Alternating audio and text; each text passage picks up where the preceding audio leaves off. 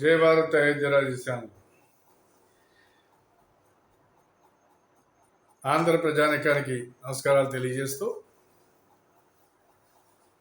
ఒకసారి ఆలోచించండి. తోటి సమాజానికి నేను విన్నవించుకునేది ఏంటంటే, రైతు ప్రభుత్వం అని చెప్పి రైతుల్ని నిండా ముంచినటువంటి ప్రభుత్వం మన ఈనాడు ఉన్నటువంటి వైఎస్ఆర్ పార్టీ ప్రభుత్వం. ఎంత దారుణంగా నిండా ముంచాడో ఒకసారి మనం చెప్పుకుందాం.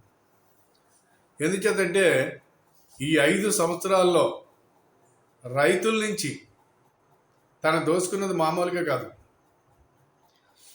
రొయ్యలు, చేపలు పండించేటువంటి రైతులు ఎవరైతే ఉన్నారో వాళ్ళ నుంచి, వ్యాపారస్తుల దగ్గర నుండి, రైతుకి ఎవరైతే మామూలుగా కంపెనీలు ఉన్నాయో కంపెనీల దగ్గర నుంచి కేజీకి 20 రూపాయలు చొప్పున వాటిల నుంచి రుసుము వసూలు చేసి, అది ఎవరి మీద? ఇక్కడ కంపెనీ వాడేసేది రైతు మీద. ఆ రకమైన పద్ధతుల్లో రొయ్యల్లోని చేపల్లోని కూడా ఒక భయంకరమైన దోపిడీ జరిగింది. ఇక్కడ దీనివల్ల రైతులకి తీరని నష్టం జరిగింది. ఒక కేజీకి 20 రూపాయలంటే మామూలుగా ఉంటుందో? ఒకసారి లెక్కేయండి, ఎన్ని వేల కోట్లు వస్తుందో. ఈ రకంగా రైతును దోచుకున్నాడు ఈనాడు ఉన్నటువంటి జగన్ ప్రభుత్వం. ఈనాడు సెస్ పెంచుతానంటున్నాడు. ఈ సెస్ పెంచి మళ్ళా రైతులకి భారాన్ని మోపాలనే ఒక ఆలోచనతో ప్రభుత్వం ఉంది. సెస్ను మోపు చేయటం, మళ్ళా సెస్ను పెంచడం జరిగింది. దీనివల్ల మళ్ళా కోట్లాది రూపాయలు రైతుకి నష్టం జరుగుతుంది. ఇలాగే తను చేసినటువంటిది ఈవేళకి రైతు గాలివాన పేరు చెప్పి సర్వనాశనం అయిపోయి పొలాలన్నీ పోతే ఈవేళకి పట్టించుకున్నటువంటి నాదులు లేడు. ఈ ప్రభుత్వం ఏ రకంగాని కూడా రైతుకి సహకారం అందించింది లేదు. ఇది ఒకటి. ఈనాటికి రైతుల దగ్గర ధాన్యాన్ని కొన్నది లేదు.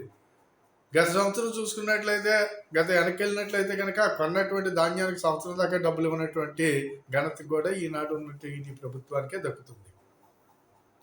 మరి రైతుని ఇంత దారుణంగా నాశనం చేసినటువంటి వాడు, రైతుని తీవ్రంగా దెబ్బతీసినటువంటి వాడు ఈనాడు ఉన్నటువంటి ఈ జగన్మోహన్ రెడ్డి.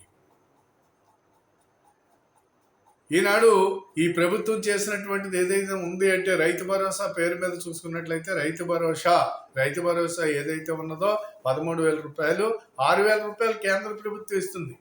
నేను ఇస్తున్నానని చెబుతున్నాడు ఇక్కడ. మరి ఈ రకమైనటువంటి రైతును ఆదుకునేది కేంద్ర ప్రభుత్వం, చెప్పుకునేది ఇక్కడ ఈ ప్రభుత్వం. రైతుని ఆదుకోవటానికి కేంద్ర ప్రభుత్వం తీసుకున్నటువంటి నిర్ణయాలు అయితే చాలా అద్భుతమైన నిర్ణయాలు తీసుకుంది. మామూలుగా కాదు. ఒక్కొక్క రైతుకు వచ్చేటప్పటికి ఒక 20,000 రూపాయలు సబ్సిడీ రూపంలో ప్రతి మనిషికి ఒక 20-30 రూపాయలు రైతుకు వస్తుంది ఇక్కడ 10 సంవత్సరం. ఇది రైతులకు కూడా తెలియదు, ఇది గమనించట్లేదు రైతులు. ఈనాడు ఒక యూరియా బత్త 4,000 రూపాయలు ఉంది అంతర్జాతీయ మార్కెట్లో. దాన్ని ఈరోజు మనకు 250 రూపాయలకి 300 రూపాయలకి ఇక్కడ మనకు బస్తా ఇస్తున్నారు. అలాగే ఏవైతే కాంప్లెక్స్ ఎరువులు ఏవైతే ఉన్నాయో అన్నిటిలో కూడా 50% సబ్సిడీ తోటి మనకి ఇవ్వడం జరుగుతుంది. ఈ రకంగా చూసుకున్నట్లయితే మనం వాడినటువంటి ఎరువులు అన్నిటి మీద సబ్సిడీ కేంద్ర ప్రభుత్వం భరిస్తుంది. రైతుకు భరోసాగా నిలిచినటువంటిది కేంద్ర ప్రభుత్వం. రైతు భరోసా, మేము రైతు ప్రభుత్వం అని చెప్పుకునే వీళ్ళు రైతు నడ్డి రక్కొట్టి రైతు నుంచి అనేక రకాలుగా ఇలా వసూలు చేసి రైతు వెనకాల నుంచి రైతుకు తెలియకుండా దోచుకుంటున్నటువంటి ప్రభుత్వం ఈనాడు ఉన్నటువంటి వైఎస్ఆర్ పార్టీ ప్రభుత్వం. ఎందుకు ఆలోచించరు? ఒకసారి రైతులందరూ ఆలోచించుకోండి.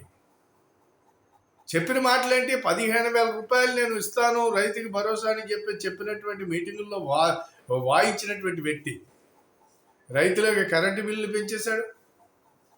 రైతుకు వచ్చేటప్పటికి మామూలుగా మీకు ధాన్యాలు కొనే విషయంలో అన్ని రకాలుగానే కూడా పంటలకి గిట్టుబాటు ధర లేకుండా చేశాడు.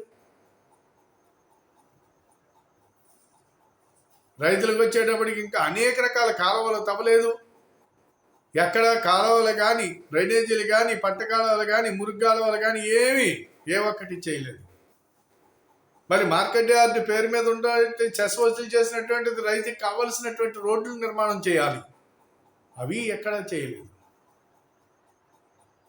ఇలాంటివన్నీ చేయకుండా ఈ ప్రభుత్వం చేసినటువంటి ఘనకార్యాలు వేల కోట్ల రూపాయలు రైతుల నుంచి దోచుకుంది. రైతు నడ్డెరగొట్టి నేను రైతు ప్రభుత్వం, రైతు భరోసా అని చెప్పుకునేటువంటి సిగ్గులేని వాళ్ళు వీళ్ళు చెప్పుకునేది ఎందుకు మీరు గమనించట్లేదని నేను అడుగుతున్నాను. వీళ్ళు చెప్పే దాంట్లో వాస్తవాలు ఏంటో ఎందుకు గమనించట్లేదని చెప్పేసి నేను ప్రజలను అడుగుతున్నాను. మనం ఎందుకు గమనించలేకపోతున్నాం ఇది. అందు కాబట్టి దయచేసి ఈనాడు ఉన్నటువంటి ఈ ప్రభుత్వం